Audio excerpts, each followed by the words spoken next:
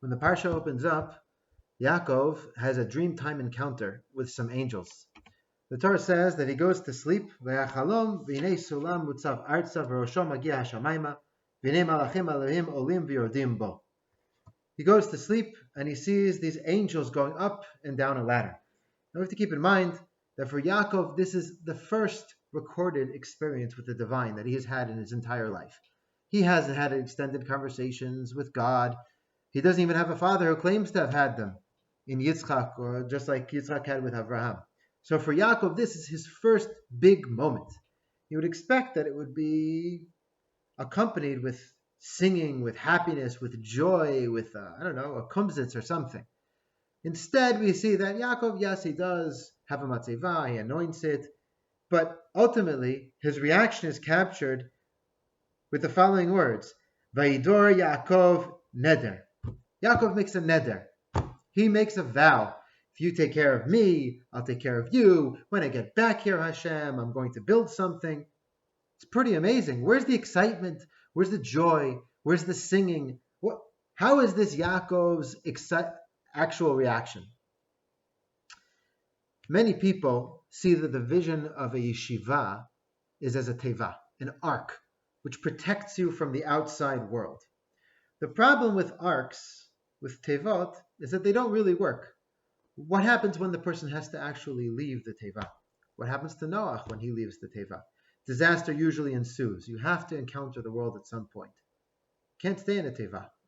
Rabbi Moshe Taragin, one of the Ramim in Gush Etzion, so he says, you know what a yeshiva really is supposed to be? It's supposed to be a lighthouse at the top of a mountain. Why? What's the significance of a lighthouse at the top of the mountain?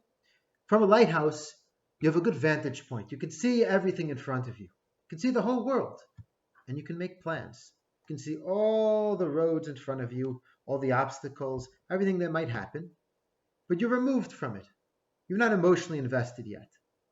The point of a yeshiva is to sit and learn and imbibe that spiritual consciousness that is the Torah, and be able to use it to anticipate future occurrences and make the decisions now that you're going to have to actually implement later on. Now, my wife and I, when we made Aliyah, we had already been married and in America for about 4 years. The first year we were in the Kollel in Yeshiva University, but for the next 3, I was actually working in a very large bank, largest bank in the world actually. And I was doing quite well as a professional. I had already been promoted twice. I'd already gotten a couple of raises, doing quite well. I don't tell you this to toot my own horn. I tell you this just to help you understand the horror and stupefaction that my friends and my bosses, frankly, felt when I explained to them that I was quitting my job in the middle of basically the worst financial event of my life up until that moment. Coronavirus is a good competitor.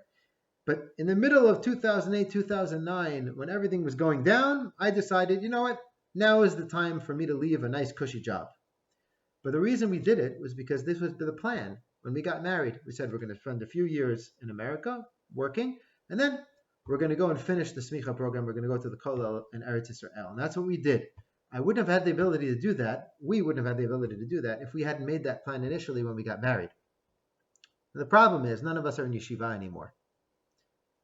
Where is our lighthouse? How can we sit on the top of the mountain and look out? As the way I see it, there are 2 lighthouses left for us. One of them is Shabbat Kodesh. On Shabbat, we sit with our families, we sit around the table, we discuss our week. Most of us discuss the past. How about we spend a little bit of time discussing the future? What our hopes and dreams are, what we expect, what we anticipate, what's going to be difficult, what do we hope from our kids? What kind of people do we want to be? What kind of people do we want our kids to be? That's how we can spend our Shabbat.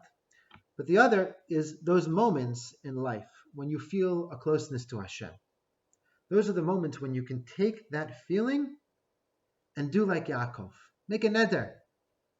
Look forward into your life and see, what is this moment supposed to teach me? How can I squeeze all the spiritual goodness out of it and use it to take me forward, to propel me into the future, and understand what it is that I need to perhaps change about my life, adjust, improve, to make my future much brighter. and closer to Hashem. Shavua Tov.